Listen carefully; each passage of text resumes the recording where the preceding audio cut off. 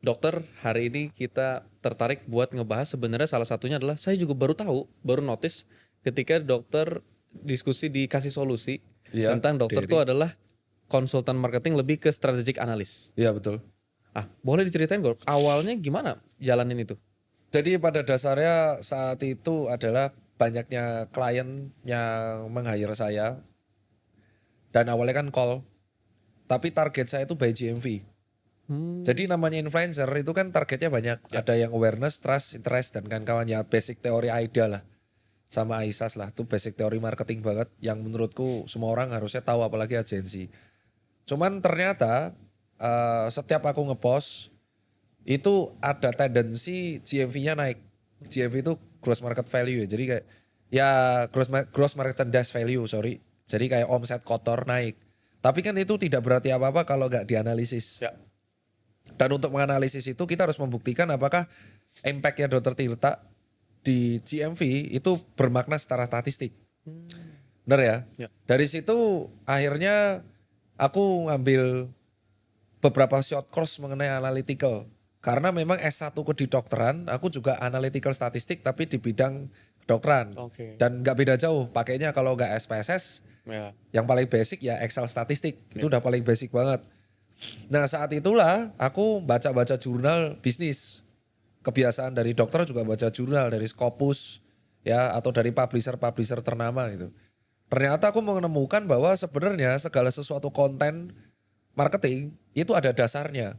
Sebelum kita presentasi ke divisi finance, itu kita nggak, wah kita ngebuat konten marketing ini by feeling tuh nggak bisa. Ya. Ada dasarnya. Kenapa kok aku sebut brand ya, kayak Nike kenapa lebih suka ke atlet dan ngabisin duit ke ads. Dan kenapa Adidas lebih suka menghabiskan waktu ke kolaborasi. Ya. Ya. Dan kenapa New Balance lebih ke USP-nya menekankan heritage dan made in USA-nya. Ya. Itu ada alasan berbeda kenapa mereka berkembang di situ. Dan akhirnya dari situ aku tahu berarti setiap perusahaan memiliki strategi marketing yang berbeda. Dan mungkin marketing strategi di A itu bisa jadi tidak works di perusahaan C. Itu alasan kenapa setiap call itu harusnya saat itu aku merasa, karena aku belum kuliah ITB saat itu, harusnya membuat konten berbeda Ya. di untuk klien yang berbeda. Ya. Kita nggak bisa menerapkan konten yang sama dengan semua klien. Ya. Karena bisa jadi konten kita tuh yang di sini buat awareness doang, Ya. yang di sini malah masuknya ke interest. Dan KPI-nya beda-beda. Ada yang KPI R, ada yang KPI-nya likes, ada yang KPI-nya omset. Nah terus muncullah AI. Ya. Nah AI ini kan semua takut ya. Padahal menurutku Formi ya pengusaha, Chat GPT 4.0 sama Google Bard atau Bing AI itu kayak tandem meetingku. Level mereka berpikir tuh kayak manajer. Dan cara gunain AI bagi pengusaha kayak aku dan analis kayak aku saat itu aku belum ITB kan Chat GPT masih 1.0 saat Iya. itu. Itu adalah dengan cara bukan tanya tapi role play. Jadi kayak bayangkan kamu ada di perusahaan ini bla bla bla bla, aku ada kesulitan ini, menurutmu advice apa yang kamu berikan ke aku? Nggak perlu meeting kan? Ya. Jadi kita tahu poinnya, sisanya kita nyari sendiri. Tapi ternyata aku merasa masih kurang. Aku merasa masih kurang, ternyata ilmu yang tidak ada gurunya itu sulit diarahkan. Jadi aku kuliah ITB, mengambil sesuatu jalur di bidang manajerial yang jauh berbeda dari bidang kedokteran. Walaupun sebenarnya mirip, karena aku di dokter, di kesehatan juga ngurusnya vaskes. Ya. Ya aku nunduk lagi, aku sekolah lagi di ITB. Ternyata 1,5 tahun 3,9. Ya. IPK kumlot lagi. Tapi dari ITB itu aku menganggap dosen-dosen yang ngajar aku itu kayak konsultan. Oke.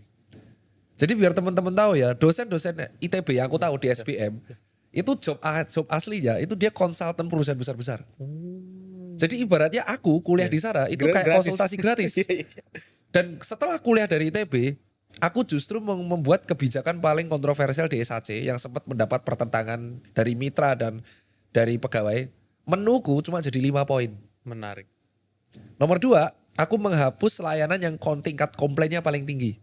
Oke. Ya itu komplain manajemen ya. Ya. Yang terakhir adalah aku menganalisa customer pain point-nya apa dan akhirnya iklannya itu bukan kombinasi antara call dan ads. Omsetnya naik 400% Pak. Gila. Dan itu aku terima kasih sama 2 dosenku yaitu Pak Yos, Ya. thank you sama Bu Nila. Itu aku beneran ngasih case. Ya. Ini Susan Care sudah 10 tahun saat itu, 9 tahun pas aku masuk. Menunya ada 42, Ya. kok omsetnya stuck? Dia ngomong problem perusahaan stuck ini cuma 3. Oke. Dosen yang ngomong. Pertama, human resource. Jadi SDM yang merasa dia tidak ada perkembangan karir lagi. Dan karena mereka merasa anak lama, jadi mereka seenak jidat. Human resource. Human resource juga berkaitan dengan hierarki dan customer bottom top dan top to the bottom. Yang kedua adalah problemnya adalah kamu tidak bisa menyampaikan USP-mu dengan baik. Jadi karena terlalu banyak menunya, ada customer malah bingung. Dan customer itu hanya melihat 2 hal. Hal termurah, hal termahal. Waduh, chaos tuh aku di situ. Udah pasti salah kan? Yang ketiga, komplainmu tinggi. Kamu tuh service. Kalau service bisnis di bidang jasa kan intangible. Yang kamu jual adalah trust sama komplain. Komplainmu di atas 5%. Udah gimana caranya kamu berpikir. Udah sisanya buat framework sendiri. The rest history, sukses. Dan akhirnya aku buat konten call itu berdasarkan analytical. Ternyata klien suka. Iya. Wah gila kau, sukses. Ya. Bisa dapat segini dan touch-nya beda. Ya. Ada klien marah ngelempar job bukan sebagai konten. Tapi kebijakanku bener gak? Oh ternyata aku have fun. Dan gajinya sebagai konsultan itu jauh lebih rendah daripada influencer. Jauh Lebih rendah. lah 1/10-nya. Ya. 1/10-nya.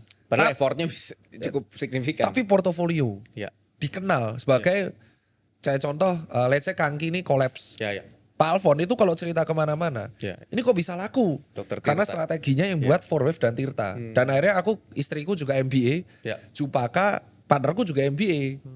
Sekarang timku 1 orang juga MBA. Ya, jadi dari sini tuh kelihatan bahwa sekolah itu ngubah pola pikir. Ya. Mau apapun IP-nya. Kalau aku nggak ada ITB, aku masih jadi orang yang arogan. Makanya for me, UGM itu ngebuat aku jadi orang yang akademis, membangun karir di awal.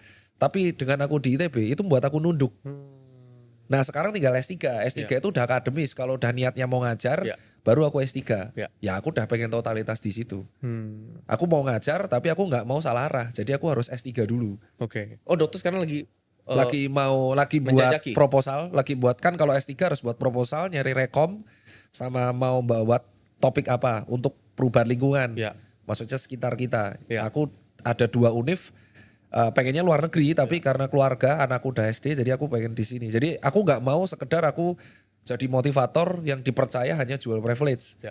Jual dari nol, jual buku nggak. Aku pengen purely ngajar. Dan aku tahu resikonya apa, bayarannya rendah karena di Ya. Indonesia untuk teacher dan lecturer itu masih fasilitator masih rendah. Tapi seneng aja ketemu orang ngajarin ilmu yang menurutku mereka harus tahu tapi aku harus S3 dulu. Setahun ini aku lagi progres nulis.